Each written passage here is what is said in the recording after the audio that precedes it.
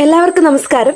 ഇന്ന് നമ്മൾ ചർച്ച ചെയ്യാൻ പോകുന്നത് വളരെ പ്രധാനപ്പെട്ട ഒരു ജോബ് അപ്ഡേറ്റിനെ കുറിച്ചാണ്. ഇന്ത്യയിലെ പ്രമുഖ ബാങ്കായ Reserve Bank of India RBI financial technology ഡിപ്പാർട്ട്മെന്റിലൂടെ പുതിയ റിക്രൂട്ട്മെന്റ് നോട്ടിഫിക്കേഷൻ പുറത്തിറക്കിയിരിക്കുകയാണ്. നേരത്തെ ഇതിന്റെ ഒരു ഷോർട്ട് നോട്ടിഫിക്കേഷൻ ചെയ്തിട്ടുണ്ടായിരുന്നു.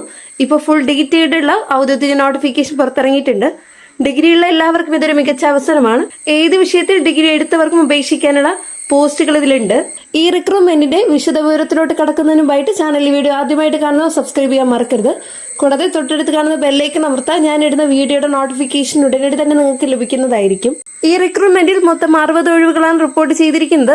അതിൽ ഓഫീസർ ഗ്രേഡ് B ജനറലിന് 40 ഒഴിവുകളും ഓഫീസർ ഗ്രേഡ് B DEPRന് 10 ഒഴിവുകളും ഓഫീസർ ഗ്രേഡ് B DSIM 10 ഒഴിവുകളാണ് വന്നിട്ടുള്ളത്. ഇനി കാറ്റഗറി വൈസ് ഒഴിവുകൾ നോക്കാം. ജനറൽ EORന് 24 വാക്കൻസീസും EWSന് 4 വാക്കൻസി, OBCക്ക് 14, SCക്ക് 11, STക്ക് 5 വാക്കൻസി, PWDക്ക് 3 വാക്കൻസികളാണ് വന്നിട്ടുള്ളത്. അപേക്ഷിക്കേണ്ട അവസാന തീയതി വരുന്നത് 2026 മെയ് 20 തീയതിയാണ്.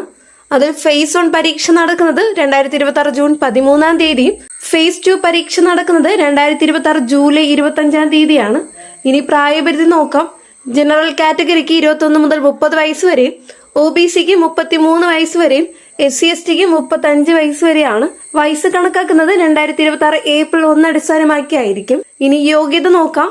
ഓഫീസർ ഗ്രേഡ് B ജനറൽ ആണെങ്കിൽ ഏതെങ്കിലും വിഷയത്തിൽ ഗ്രാജുവേഷൻ ആണ്.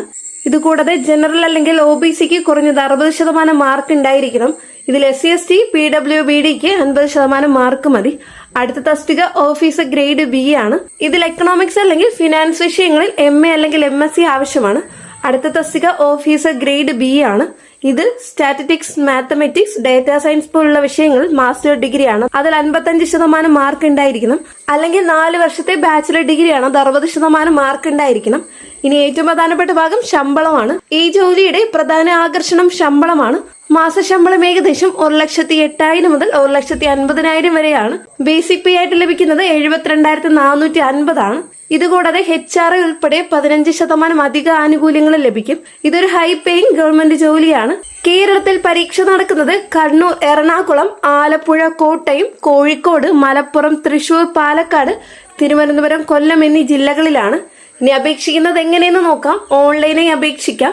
നോട്ടിഫിക്കേഷൻ ഡൗൺലോഡ് ചെയ്ത് മുഴുവനായിട്ട് വായിച്ച ശേഷം മാത്രം അപേക്ഷിക്കൂ. ഈ അവസരം വളരെ നല്ലതും സ്ഥിരതയുള്ള ഒരു കരിയറിനുള്ള വഴിയുമാണ്.